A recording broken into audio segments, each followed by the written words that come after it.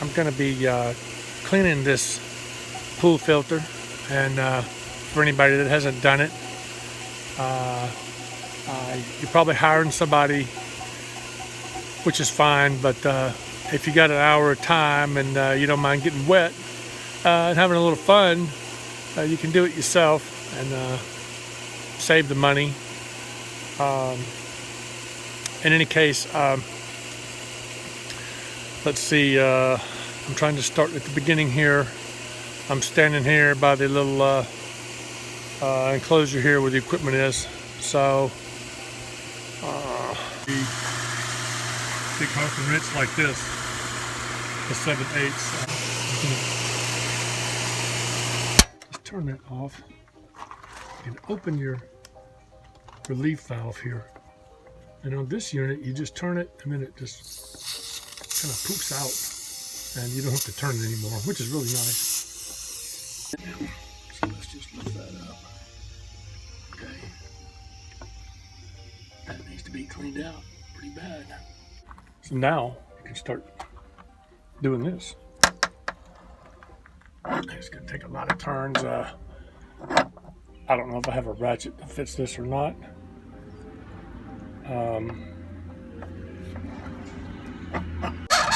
Like I said, I may have a ratchet that fits it. If you've got a 7/8 ratchet that fits this. Okay, Matt, it's Common to Drummond here once again. Looks like here, let's pull this straight up and set it up to the side over here. Okay, they don't look bad at all, but I'm doing this anyway. Okay, and this is what they call a manifold, whatever you want to call it. This holds the filters in place.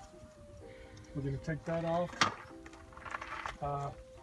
There's a little bit of bridging over here, what they call dirt and hair built up between the filter on this side. So I'm really glad I'm doing this now today.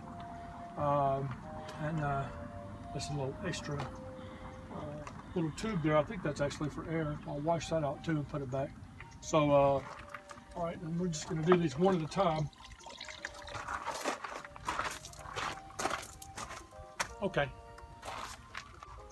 Just have a look down in there. You can see what that looks like. The filters themselves don't look bad at all. But you know, the hair and the dirt. Okay. Got the hose turned on. Get my first filter here to be washed out. And you just try to go top to bottom. You know, as good as you can. Okay, halfway done here. Okay, and real quick too, washing out this filter here. I'll get this filter off. See this spray I'm using. You want this spray to be about 1 inch wide, because if you have a nozzle and you're using a pinpoint spray, I've heard you can actually puncture or put holes in your paper element. You don't want to do that.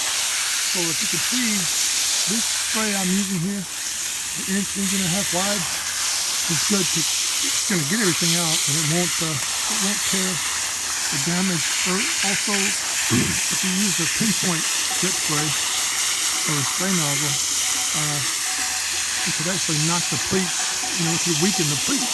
So this is just something I'm passing on here. I'm almost done with this last filter. Then we're going to clean up the bottom of that beast over there. So, okay. Drain plug here at the bottom. What I've done is I've taken some channel locks and loosened them.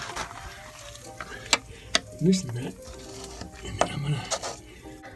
But having said that, if your filter's older, I wouldn't take the drain plug off myself, because you could break it and then you're screwed. So this is a newer filter, so it easily became undone there. And here's what you do. If you've got an older filter, get you a wet dry vacuum cleaner and plug it in. And most Pro equipments will have a plug in here, and vacuum everything out with your wet dry vac. I don't have to do that. And in any case, there's something else I'm going to do here. Wash the bottom out. I'm going to put that plug back in, and then we'll put the filters and the manifold back on. Okay. Okay. You can see how nice that and clean that is down in there now, compared to what it was like. And so now I just got to put the little plug back in. Just right here. Make sure your little O-ring's still on there. And normally I'd be getting the silicone gel out. This is a new filter. It's the first time I've taken it apart. So I'm not even going to bother with the silicone gel. And plus, I don't have any right now, but I'm fine. Like I said, it's new. As you get to a year or two, you always want to be gelling up all this stuff. But this one, this thing's good to go. So, okay.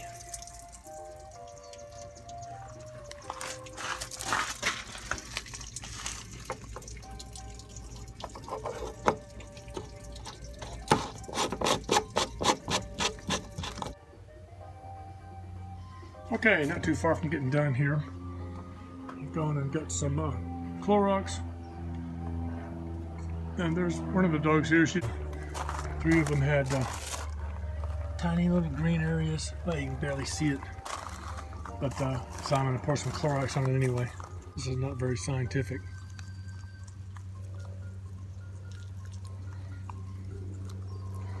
A little bit of this stuff goes a long way.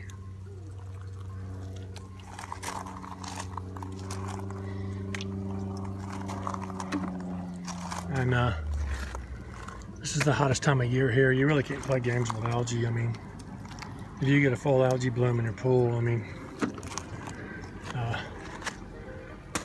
that's all the green I see, really. It's very slight.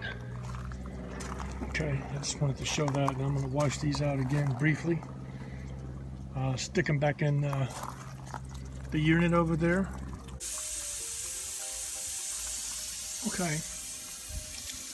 I've got the filters back in place. Now when you're putting those back in there, use two hands, really guide them over the circles, because if you drop one and hit that manifold on the bottom and crack it, well, now you got a whole another set of problems. Just a warning, there's a little see, the circle goes over that little air vent, and very gently, and if these don't fit gently, they're not in place right, so pretty sure I got them in place right, so it went down on there snug as a bug in a rug, mates. Okay, I've got to tighten the little drain plug with little channel locks. Don't over tighten, you know, it's made out of plastic. Just tighten it good enough. You remember the position it was in when you took it off. Mine was straight up and down, so I'm going to tighten it back to where it's straight up and down. The little drain pluggy, and then put the top back on, put the collar back on, and fire it up. So let's get with it. Okay, a quick word about this too. Putting this back on. This top can be put on basically any way you want it. I've situated this top so the gauge is facing this way, so when I walk right up I can see the gauge first thing. And also your water relief valve, I've got it so it blows out this way. So in any case, I want it blowing outside the enclosure because I get enough water in here anyway. So, and that's just a tip too. But these tops are pretty much, a lot of these filters, you can put the top back however you want to, as long as you get the collar back on. So I just want to point that out. And now I'm going to put the collar back on. Okay, I'm going to clean this trap basket out. I'll clean the filter out. I've got to sit back. And I got my my collar here got so hot sitting in the sun I couldn't even handle it, and I don't have any gloves out here. So just a lesson for you: put that thing in the shade if it's hot, because it's going to be bloody hot, mates. When you try to pick it up, ain't no use. So we're going to do this right now because it's got to be done anyway. Doesn't really matter And always, you know, when you check in your trap basket, you can learn a lot about your pool by what you see in here. And it should be the normal stuff. If you know there's been dogs, gonna be a little bit of dog hair, some leaves or whatever, some rocks. And I'd clean my trap basket out in my pools like every week or two, because this is how you can see what's going on. And you get the skimmer basket too. And of course, my skimmer basket at the pool has a hole in the bottom that I have a rock sitting on. But as you can see, some stuff gets through there. So in any case, you know, always look at your trap basket. You can tell what's going on with your pool. You don't want stuff clogged in here because you know that restricts water flow coming through, going to the filter. So I'm going to wash this out now. Okay. Trap basket's all washed out and clean now, as you can see. Put this lid back on here. And I use a rubber mallet to gently tap it tight where the marker aligns on the lid. Mine's so tight I can't even get it to that marker, but I get it pretty close. And then this collar's cooled off. Now I can actually pick it up and put it back on here. So I'm going to come back and show that, turn it back on, and we're going to be done. All right.